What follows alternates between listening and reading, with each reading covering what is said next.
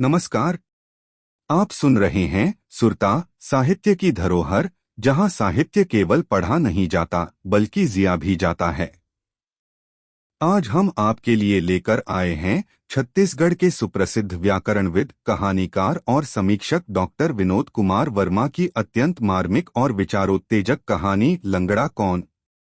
यह कहानी एक साधारण से स्टेशन, एक लंगड़े भिखारी और एक साहित्यकार की मुलाकात से शुरू होती है, लेकिन अंत तक पहुंचते पहुंचते हमारे भीतर एक ऐसा प्रश्न छोड़ जाती है जिसका उत्तर हर श्रोता को स्वयं खोजना पड़ता है। आखिर सचमुच लंगड़ा कौन है? इस कहानी ने साहित्य जगत में गहरी प्रतिक्रिया उत्पन्न की है। डॉक्टर शंकर लाल शर्मा ने इसे आधुनिक समय में प्रेमचंद की कालजयी कहानी मंत्र की याद दिलाने वाली, शिल्प और तकनीक की कसौटी पर खरी उतरने वाली लघुकथा बताया। डॉक्टर रामगरीब पांडे विकल के अनुसार यह ऐसी कहानी है जो आरंभ से अंत तक पाठक को बांधे रखती है और एक ही सांस में पढ़ी जा सकती है। पवन जैन, अनिता मिश्रा और गीता शुक्ला जैसे साहित्यकारों ने भी इसे भाषा की सीमाओं से परे जाकर हृदय को छू लेने वाली रचना कहा है। कहानी पर विस्तृत समीक्षा करते हुए मणिशंकर दुबे रामरागी ने लिखा कि यह कथा बताती है वास्तविक विकलांगता शरीर की नहीं बल्कि संवेदनहीन समाज और भ्रष्ट व्यवस्था की है। उन्होंने इस कहानी के लंगड़े भिखारी को मानवीय करुणा और परोपकार का प्रतीक माना है। स्वयं लेखक डॉक्टर विनोद कुमार वर्मा ने भी स्वीकार किया है कि इस कहानी का वास्तविक नायक वही लंगड़ा भिखारी है जो आज भी उनके मन में एक अनुत्तरित प्रश्न बनकर जीवित है। इसी कहानी पर कमलेश प्रसाद शर्मा बाबू ने कल्पना के माध्यम से उस भिखारी को स्वर देते हुए उसकी संवेदनशीलता और साहित्यकार के प्रति उसके आत्मीय संबंध को एक नया आयाम प्रदान किया है। आइए अब सुनते हैं यह हृदयस्पर्शी कहानी लंगड़ा कौन। लेखक डॉक्टर विनोद कुमार वर्मा।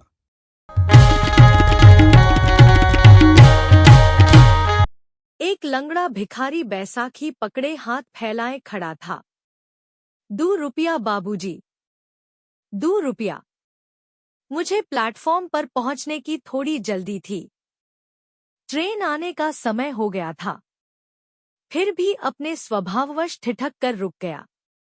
दयादान की घुट्टी बचपन में दादाजी ने ऐसी पिला दी थी कि वह छूटे तो छूटे कैसे। दादाजी मुझसे बहुत प्यार करते थे और उनसे मैं भी। उन्हें गुजरे तो जमाना हो गया है, मगर उनकी सीख ने मुझे कभी नहीं छोड़ा। मैं तो उनकी सीख को नए जमाने के हिसाब से छोड़ना चाहता हूँ, मगर सब व्यर्थ। कोई कुछ मांगने सामने आ जाता तो दादाजी का चेहरा सामने आ जाता। मैंने अपनी जेब से पर्स निकाल कर देखा, उसमें 5-5 के 2 सिक्के चांदी जैसे चमक रहे थे। मैं पशोपेश में पड़ गया कि एक सिक्का भिखारी को दूं या न दूं। फिर विचार आया कि एक सिक्का दे देने से कुछ फर्क नहीं पड़ेगा। आज एक सिगरेट कम पी लूंगा बस, और क्या। सिक्का देते देते मेरा हाथ फिर ठिठक गया। मुझे याद आया कि प्लेटफॉर्म टिकट का रेट सरकार ने 5 से बढ़ाकर 10 रुपया कर दिया है। यह अप्रैल 2015 की बात है।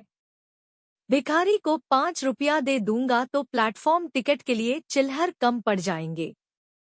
मेरे पर्स में इसके अलावा केवल 500 का एक नोट और था। मैंने भिखारी से कहा, आगे बढ़ भाई, चिल्हर नहीं है।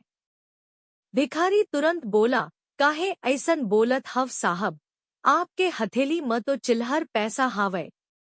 नहीं भाई, इस पैसे से प्लेटफॉर्म टिकट खरीदूंगा। अब तो रेट बढ़ गया है ना। इसके अलावा और चिल्हर नहीं है। लंगड़ा भिखारी वहां से जाते जाते बुदबुदा रहा था, काकरो मुंह के निवाला ने छिन्ना चाहिए। सरकार घलो व्यापारी बन गए है। पैसा के अतेक हाही काबर पड़ गे हवै। प्लेटफॉर्म मन तो सबोला आय जाय बर पड़थे। गरीब आदमी अतेक खर्चा का अपन पेट काट के करही। ऐसे लागत है कि सरकार गरीब गुबर के मुंह ले घलो निवाला छिन्ना चाहत है। मैं प्लेटफॉर्म टिकट लेने के लिए लाइन में खड़ा हो गया। उस दिन प्लेटफॉर्म टिकट काउंटर बंद था और जनरल टिकट काउंटर पर लंबी लंबी लाइनें थीं। उन्हीं में से एक लाइन में मैं भी खड़ा था। भिखारी की तरफ मेरी पीठ थी। भीड़ के कारण हल्ला गुल्ला भी बहुत हो रहा था, मगर भिखारी की कुछ बातें मेरे कान में भी पहुंच गईं और ऐसा लगा मानो कान के रास्ते शरीर में किसी ने गरम तेल डाल दिया हो। हे भगवान! मैंने भिखारी के सामने अपना पर्स फालतू में खोला। मैंने पीछे पलटकर देखा तो 1.5 टांग का लंगड़ा भिखारी बैसाखी के सहारे थोड़ी ही दूर पर खड़ा था और बड़बड़ाते हुए ऐसा लग रहा था मानो मुझे ही ताक रहा हो। ठीक उसी समय हावड़ा मुंबई मेल धड़धड़ाते हुए प्लेटफॉर्म नंबर 1 पर आकर खड़ी हो गई। मैं बिना प्लेटफॉर्म टिकट खरीदे ही ट्रेन के एसी कोच की तरफ भागा। मेरा मित्र अपनी नईनवेली दुल्हन के साथ एसी कोच में यात्रा कर रहा था। उससे मिलना बेहद जरूरी था क्योंकि उसके विवाह कार्यक्रम में मैं शामिल नहीं हो पाया था। मैं उनसे गर्मजोशी से मिला, खाने के पैकेट और गिफ्ट भी दिए। 2-4 मिनट बातचीत भी हुई। फिर ट्रेन छूटने लगी तो मैं एसी कोच से नीचे उतर आया। ट्रेन छूटने के बाद मैं वापस जाने के लिए जैसे ही मुड़ा, वैसे ही एक टीसी ने मुझे रोककर टिकट मांगा। प्लेटफॉर्म टिकट मेरे पास था नहीं। अनुनय विनय का भी कुछ असर नहीं हुआ। फाइन से बचने के लिए क्या उपाय करूं? कुछ अक्ल काम नहीं कर रही थी। उसी समय टीसी दबी जबान में बोला, अन्य दिन रहता तो मैं छोड़ देता भाई, पर आज मैजिस्ट्रेट चेकिंग है। बुरे फंस गए हो। 1000 रुपये की व्यवस्था कर लो, नहीं तो जेल जाने के लिए तैयार रहना।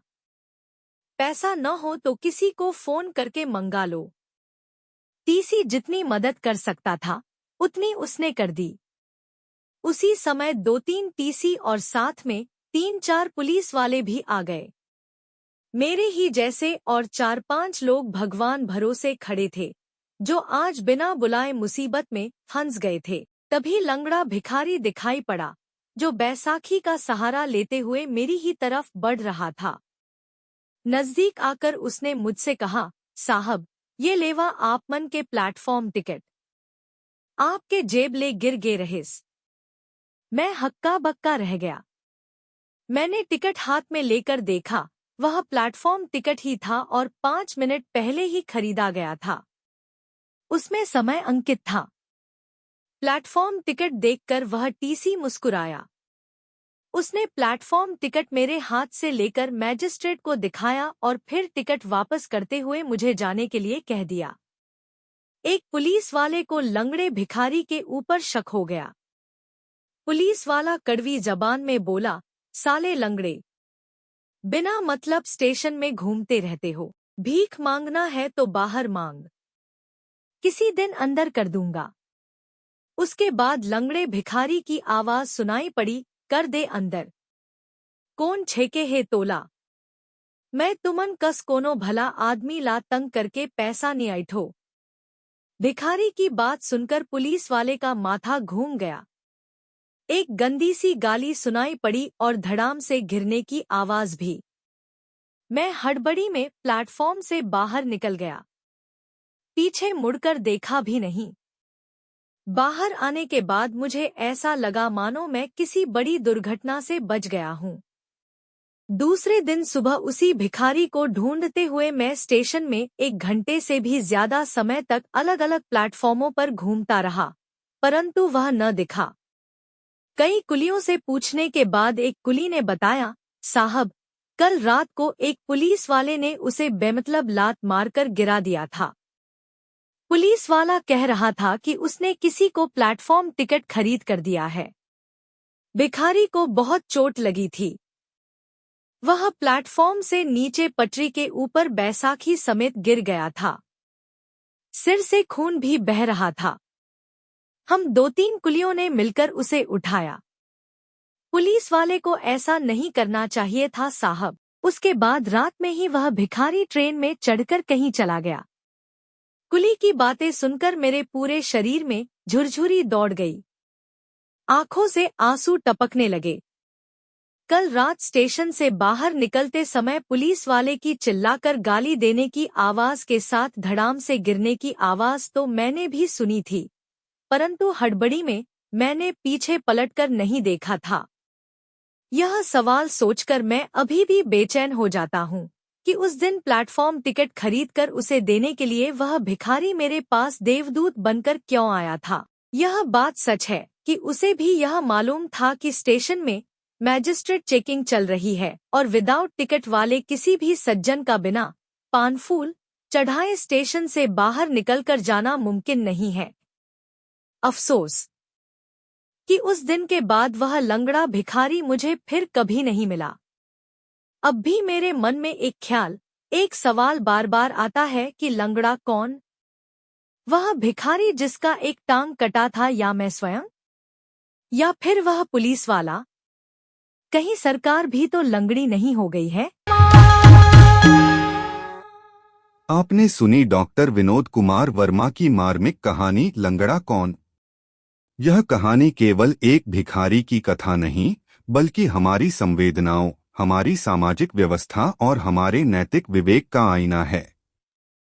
कहानी समाप्त होने के बाद भी एक प्रश्न भीतर गूंजता रहता है। लंगड़ा कौन?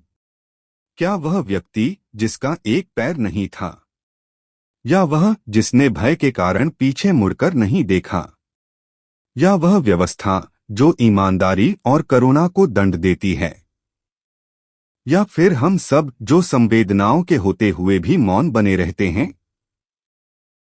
इसी प्रश्न ने इस कहानी को साधारण कथा से आगे बढ़ाकर एक कालजयी विमर्श बना दिया है। डॉक्टर शंकर लाल शर्मा, डॉक्टर रामगरीब पांडे विकल, पवन जैन, अनिता मिश्रा, गीता शुक्ला तथा मणिशंकर दुबे रामरागी जैसे साहित्यकारों की प्रतिक्रियाएं इस बात की पुष्टि करती हैं कि यह कहानी पाठक को केवल भावुक नहीं करती, बल्कि सोचने के लिए विवश भी करती है। सुरता साहित्य की धरोहर परिवार की ओर से हम आदरणीय डॉक्टर विनोद कुमार वर्मा का हार्दिक अभिनंदन करते हैं कि उन्होंने मानवीय संवेदना को इतनी सादगी और प्रभावशीलता से शब्द दिए। यदि यह कहानी आपको भी भीतर तक छू गई हो तो इसे अपने मित्रों, परिवार और साहित्य प्रेमियों तक अवश्य पहुंचाइए, क्योंकि अच्छी कहानियां केवल पढ़ी या सुनी नहीं जाती, वे समाज के अंतःकरण को जगाती हैं। इसी विश्वास के साथ मैं आपसे विदा लेता हूं। नमस्कार। सुरता साहित्य की धरोहर। साहित्य को सुनिए, समझिए और अगली पीढ़ियों तक पहुंचाइए।